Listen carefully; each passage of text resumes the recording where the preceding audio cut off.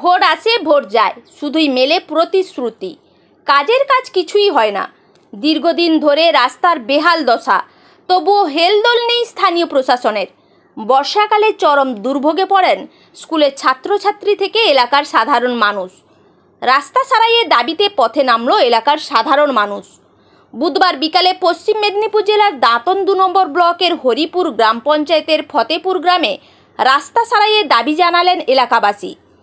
ফতেপুর থেকে বন্ধুচক অবধি প্রায় 1.5 কিলোমিটার রাস্তা, কোথাও 1 ফুট গর্ত, কোথাও বৃষ্টির জল জমে আছে, কোথাও কাদায় ভর্তি, একেবারেই যাতায়াতের অযোগ্য হয়ে রয়েছে। বন্ধুচক হাই স্কুলের ছাত্রছাত্রীরা স্কুলে যাওয়ার সময় রাস্তায় পড়ে বহুবার আহত হয়েছে।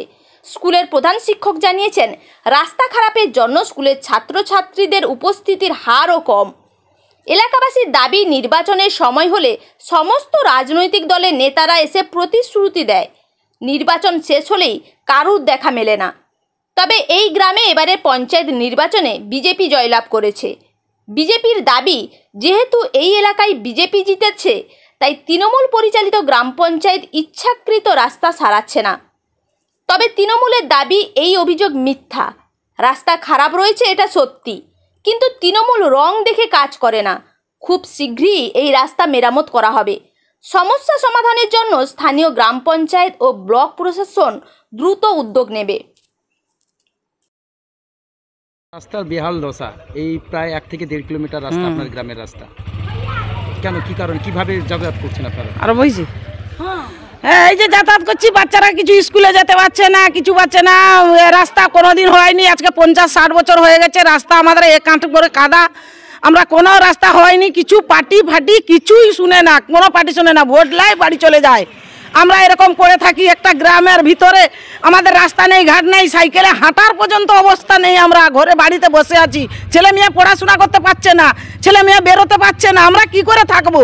আমরা তো একটা নাগরিক, আমরা তো ভোট দিই, আমরা তো সবাই করি, তাহলে আমাদের কেন এরকম অসুবিধা? সবাই অলি গলি সব জায়গায় হয়ে যাচ্ছে, আমাদের এখানে কেন হবে না বলুন? আমরা কি করে এমন কষ্ট করে থাকবো কেন?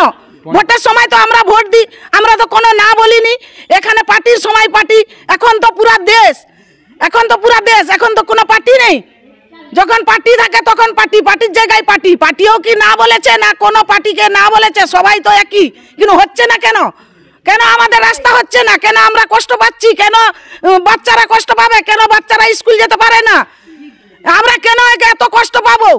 কোন জায়গায় এরকম কষ্ট পাচ্ছে বলুন? আমরা কেন কষ্ট পেতে যাব? আমাদের বাচ্চা কাচ্চা কেন কষ্ট পাবে?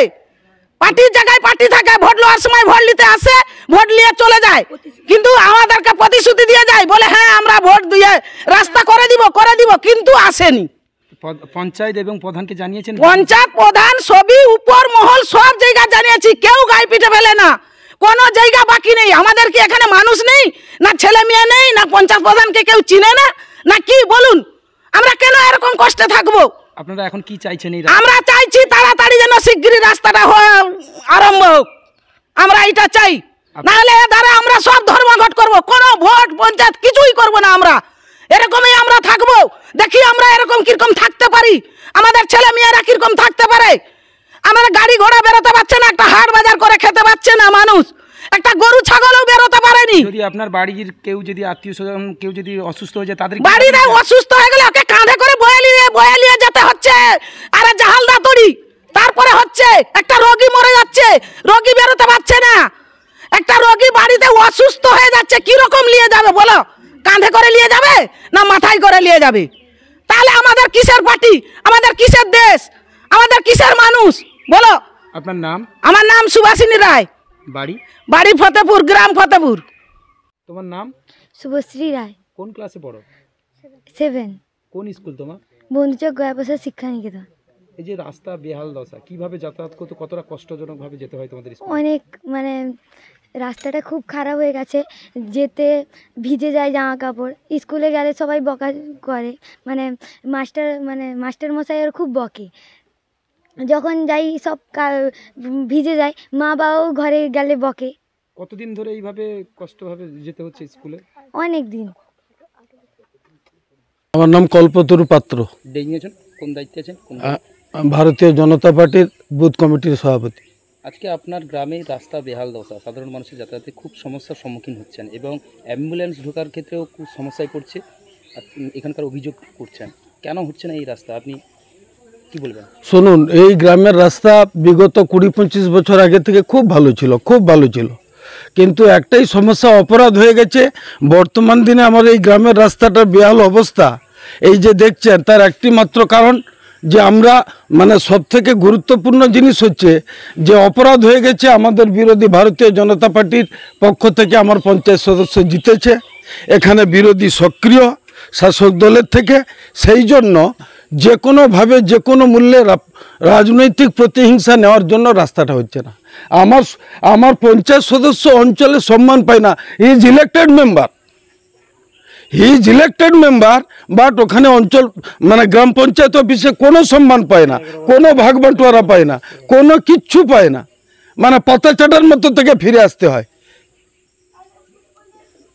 এই পরিস্থিতি আজকে এই হাল। কি চাইছেন আপনি?